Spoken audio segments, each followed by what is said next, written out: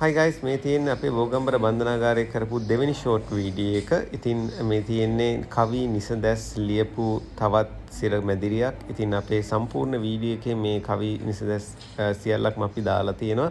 ඔයගලන්ටත් පුළුවන් ඒවා හිමින් සැරේ කියවන්න. මේ තියෙන්නේ punishment cells. එහෙමත් නැත්නම් දඬුවම් කාමර.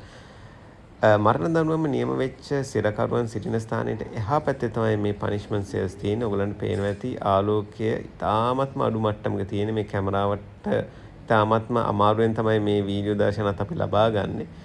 ඉතින් පහසුකම් කෙසේ වෙතත් ආලෝකයත් ඉතාමත්ම අඩු මට්ටමක තමයි තියෙන්නේ මේ සිරමැදිරි අංක 38.